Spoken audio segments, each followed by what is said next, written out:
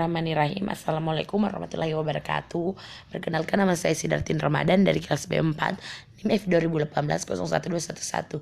Jadi di sini saya akan mempresentasikan materi kimia medisinal yang berjudul hubungan struktur kimia senyawa agonis dan antagonis.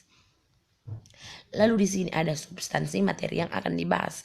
Yang pertama, agonis dan antagonis, dan yang kedua kombinasi obat, ketiga antagonis pada fase farmakodinamik, dan yang keempat antagonis pada fase farmakokinetik, dan yang kelima hubungan struktur kimia senyawa agonis dan antagonis kompetitif. Jadi di sini ada definisi senyawa agonis itu adalah senyawa yang dapat menghasilkan respon biologis tertentu serupa dengan senyawa agonis endogen.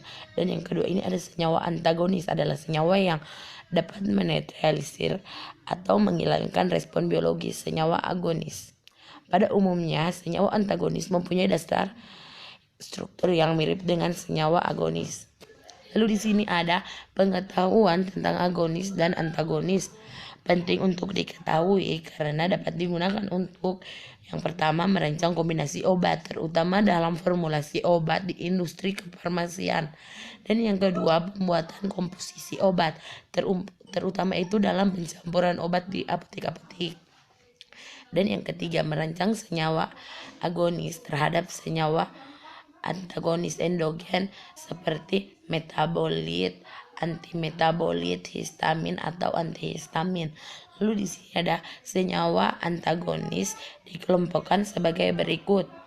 Yang pertama, antagonis ketersediaan farmaseutik. Antagonis ini menyebabkan ketersediaan obat dalam fase farmaseutik menurun oleh karena berkurangnya kualitas atau jumlah bentuk aktif obat yang dilepaskan atau menurunnya kecepatan pelepasan senyawa aktif dari sediaan farmasi. Faktor utama sebagai penyebab adalah ketersediaan incompatibility atau obat-obat yang dikombinasikan dan ketersediaan sesuai dengan kimia atau fisikanya. Dan yang kedua itu antagonis ketersediaan biologis. Ini juga disebut antagonis farmakokinetik yang menyebabkan ketersediaan biologis obat menurun sehingga kadar obat dalam darah dapat menurunkan jaringan menurun. Dan di sini itu ada antagonis farmakokinetik disebabkan oleh hal-hal sebagai berikut. Yang pertama menurunnya absorpsi obat dalam saluran cerna, dan yang kedua meningkatnya ekskresi obat yang aktif, dan yang ketiga meningkatnya proses bioaktivasi obat, dan yang keempat menurunnya proses bioaktivasi obat, dan yang kelima menurunnya kadar obat aktif karena ada interaksi kimia secara langsung antara obat kombinasi. Lalu di sini ya ada yang ketiga, antagonis pada tingkat jaringan atau plasma dan reseptor.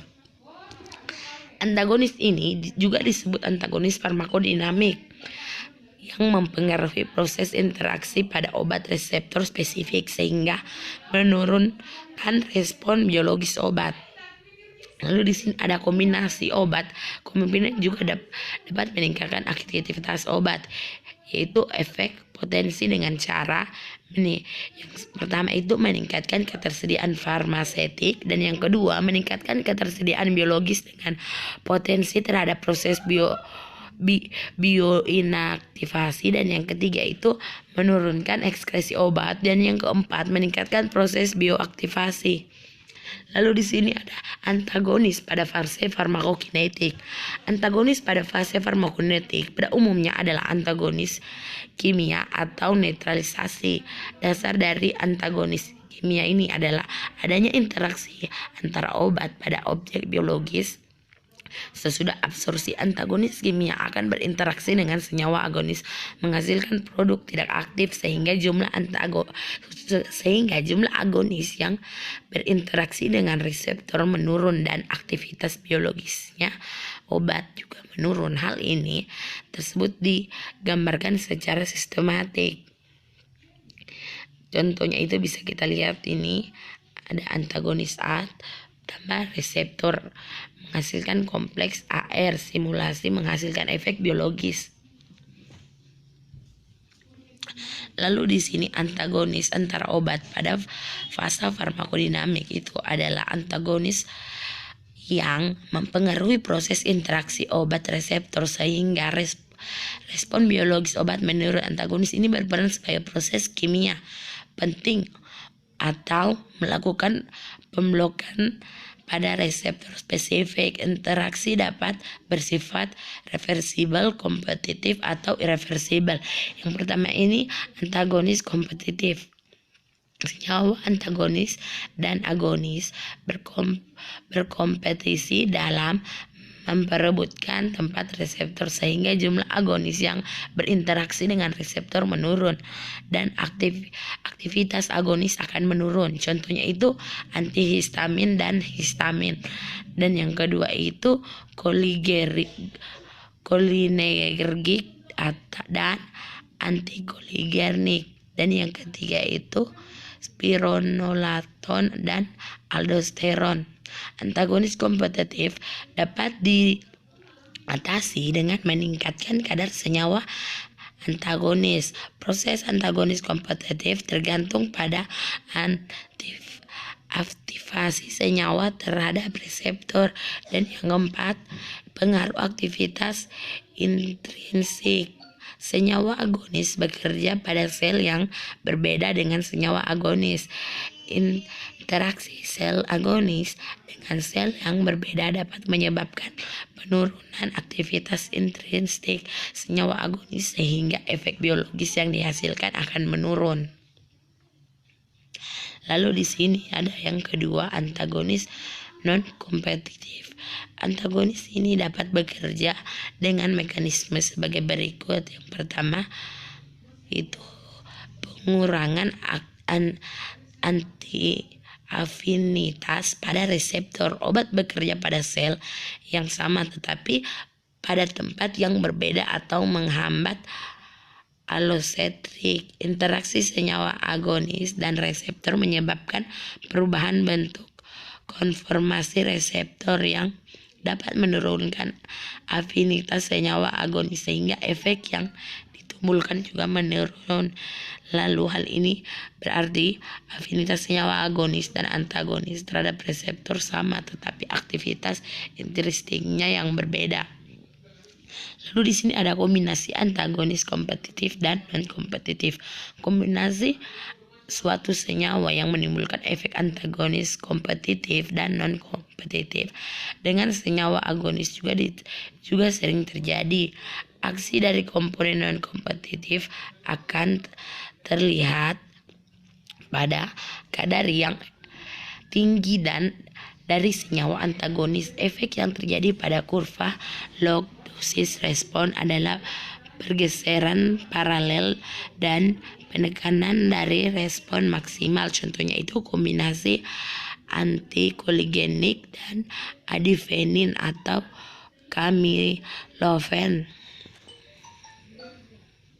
Lalu di sini hubungan struktur kimia senyawa agonis dan antagonis kompetitif. Ini mempunyai afinitas terhadap reseptor yang sama dan yang berbeda adalah aktivitas intrinsiknya. Interaksi obat dengan tempat aktif atau reseptor berdasarkan pada keseimbangan dinamik antara sifat kimia obat dan reseptor. Oleh karena itu, hubungan antara struktur kimia dan aktivitas dapat diperkirakan untuk obat yang bekerja pada respon reseptor yang sama. Lalu di sini hubungan struktur kimia senyawa agonis dan antagonis kompetitif. Yang pertama, metabolit dan antimetabolit. Pada umumnya, senyawa agonis dan antagonis tipe ini mempunyai struktur yang mirip atau satu bioisosterik parisial. Dan yang kedua, antagonis dan pemblokan selektif. Suatu fakta bahwa apabila struktur asetilkolin dipotong sehingga tinggal molekul tetrametil